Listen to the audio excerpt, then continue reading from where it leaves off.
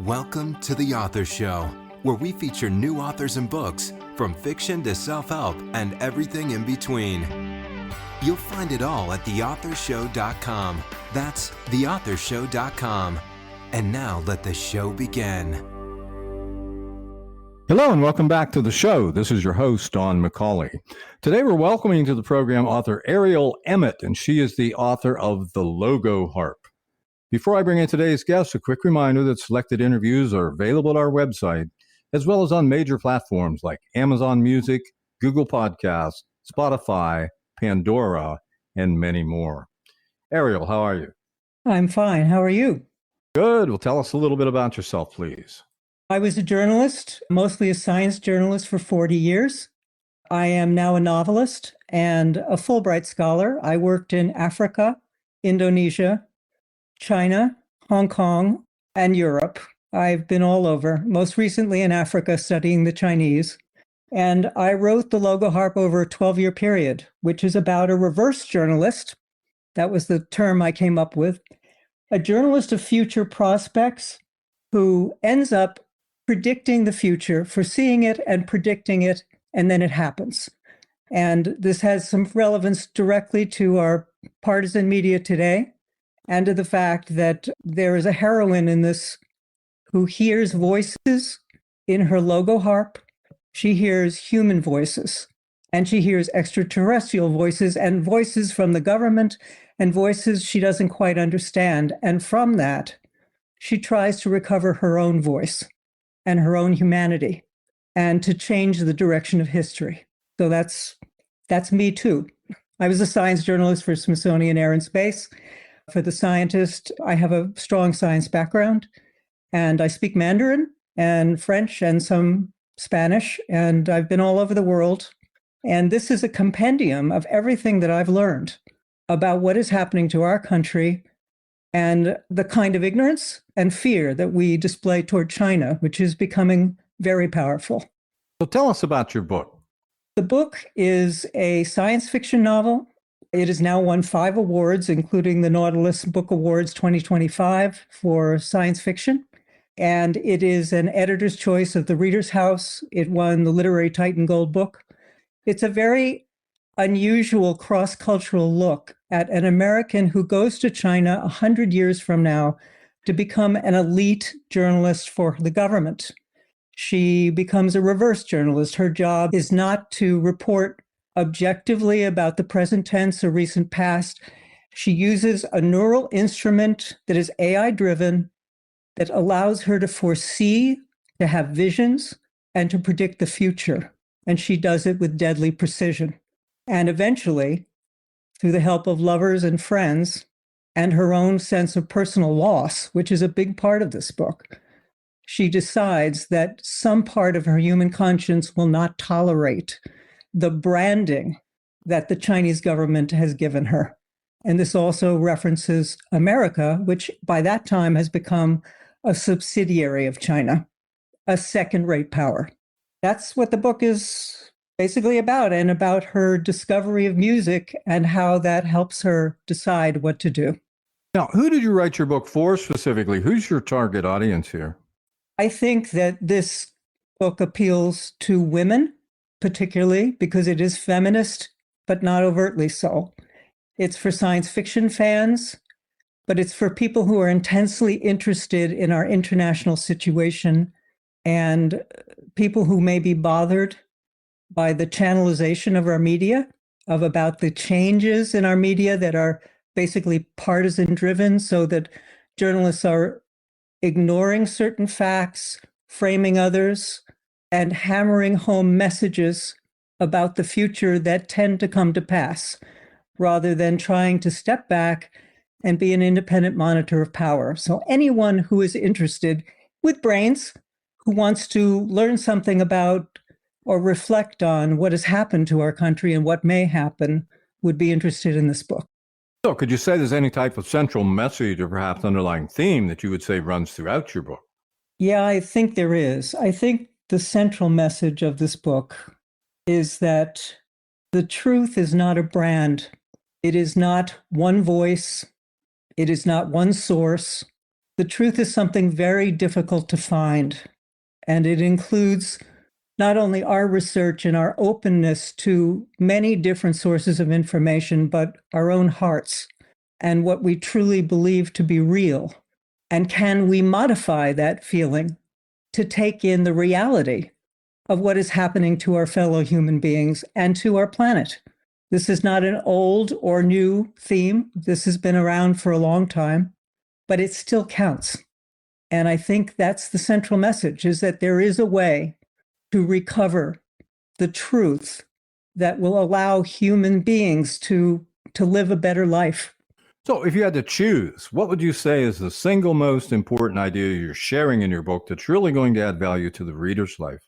The single most important idea is that social engineering that is coming from multiple sources is suspect, that we have stopped trying to find unity and belief in the best that humanity can offer.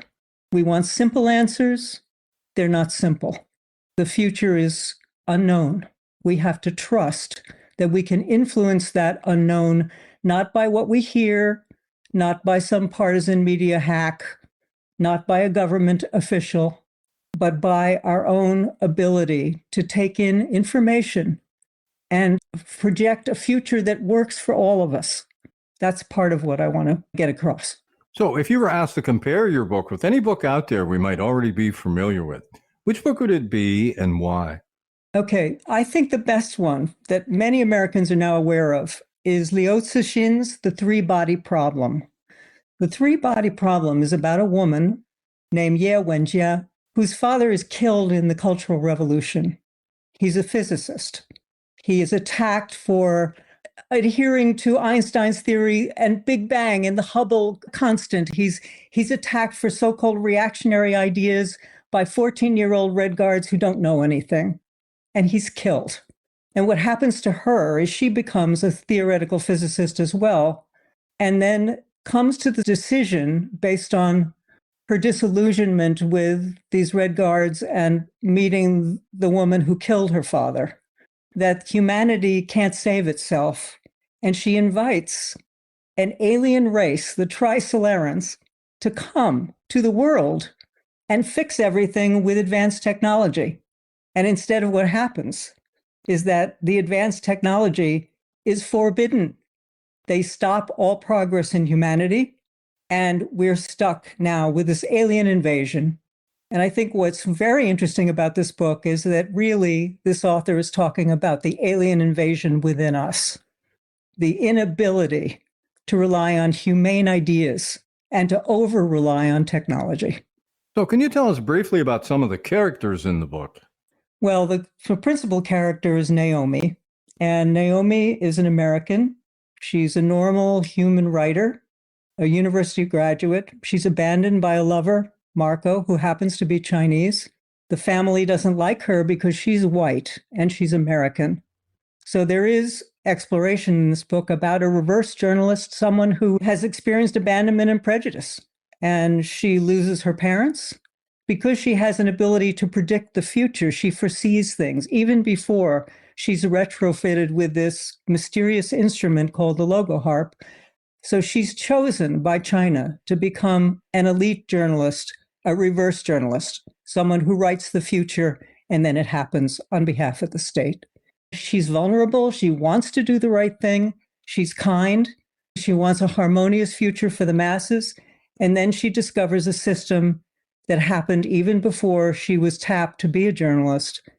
And she decides that she has to do something. And I don't want to spoil it, but basically it's about agency. It's about action. It's about deciding what the truth really is. She hears the logos, which means the principle of divine order in the universe. And she has turned it into a logo, which is the logo, part of the Logoharp. She has turned it into a brand for the government. And eventually she rejects it. She rejects the logo and goes back to the logos, the universe.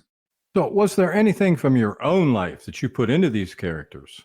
Absolutely. When I was young, I had a Chinese lover who abandoned me, interestingly, when I was very young. And I decided I was going to learn Chinese and really understand that culture. So my whole life, I've lived in China. I speak Mandarin. I read it. A lot of Naomi's projection as a technologist, as a scientist, as someone who foresees the future is coming from my own life. However, I waited until after I got my doctorate to do this because I felt that the knowledge base has to be tremendous. The other thing that's interesting about this is that I also have a training in Greek philosophy and drama. So what happens in this book is there is a cross between the Chinese philosophies of Confucius and Mao and Jiang Qing, who was part of the Gang of Four in the Cultural Revolution, and the Greek philosophers, Heraclitus, Aristotle, you name it, it's in there. This is not a casual read. This is for real. And I think that's why it's won so many awards. So was there a character or scene perhaps that you could say is your favorite? I think there are two. I think one is when Naomi meets the surgeon who physically transforms her. And that's a whole interesting process because she turns into a cyborg. She's part human, but she has many biomechanical parts. Her brain is double the size. And when she undergoes the surgical transformation, she's also implanted with this strange harp on the top of her head, which hears voices from everywhere. She can even detect arguments on the street. And at one point, later in the book, she discovers, to her shock, that the Logoharp can be wrong. It can be deadly. That's one scene. The second scene is when she goes to the moon on a furlough and she meets her surgeon who becomes her lover. And they jump around Mons Rumker. They explore crevasses. She's worried that something will go wrong with his exploration equipment or his cable. But she has a human moment where she really falls in love. And that's part of the deal. That was one of the best scenes in the book. Sex in space. What inspired the idea for your book? Well, as I said, I lived in China. I lived in Hong Kong. Actually, I learned Chinese in Taiwan because when I was young, we didn't recognize China. It was very hard for Americans to get in there to study. So I just became enamored of Chinese culture. I began to see its advantages and its disadvantages, and I began to contrast it with our very different American way.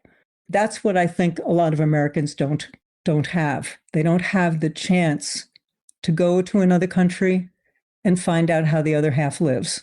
And it's really important that we do that for the future. So what perspectives or beliefs have you challenged with this book?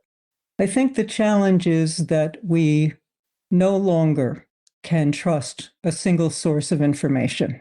We have to go back to doing deeper research, reading from multiple sources, traveling, talking to people who are different, believing in science and not defunding it, research, and just in general, leading a more open and intellectually rich life where we question things, where we modify our views, where we see the future and we go for it with our passions, with our talents, with our skills, and with our beliefs in the goodness of people, that the good parts can happen in our planet. Ooh, are you planning a sequel? Yes, actually, I'm writing about Naomi's son, who starts out as a pilot and eventually discovers a revolution. So yes, there will be a second book, tentatively titled right now, The Gyroscope, because he seems to be able to navigate without one and discovers that he needs one. And that's part of what we all need. We need a navigation device that keeps us from deviating from our tracks. So in your opinion, who should buy your book? People who are genuinely curious about the direction of our country, about the international scene, about the influence of China, not just as our trading partner, but as a totally different political system and economic system, and a vast old culture, which sees things very, very differently. And I do recommend, in addition to my book, if people haven't read it yet, The Three-Body Problem. It also became a Netflix series, which is actually quite good, and a Chinese series. So I think that anyone who has brains who has some education, who has some curiosity. It can be women or men. I think it's primarily a female point of view in this book, but I have had men who loved it, musicians, scientists, just a whole variety of smart people who want to read something very, very different from the standard science fiction novel. Do you have a website? Yes, the book was published under Leaping Tiger Press, and there's a lot of information about the book there. It's on Amazon, it's on Barnes & Noble Press, and on Ingram Spark. And next week, it's going to be released as an audiobook. A lot of people I know don't like to read anymore, but they like to listen to stories. And I narrated it myself. Could you spell your name for us, please? Sure. It's Arielle Emmett, Emmett. Well, this has been just great. Our guest today has been Arielle Emmett, and she is the author of The Logoharp. Arielle, thanks very much for being with us today. Thank you. This is Don McCauley wrapping up another edition of The Author Show. Go out there, buy the book today, and please share this interview with your friends so they too have the opportunity to discover our guests and their work. The Author Show can be accessed at any time at theauthorshow.com. And whether you're an author who would like to be featured or a reader in search of new books to read, The Author Show is a great place to start. Check us daily as we continue to introduce wonderful authors of very interesting books on The Author Show. Thanks for listening to The Author Show. Find out more about authors and their work at theauthorshow.com. Theauthorshow.com. Tune in next time to another great author on The Author Show.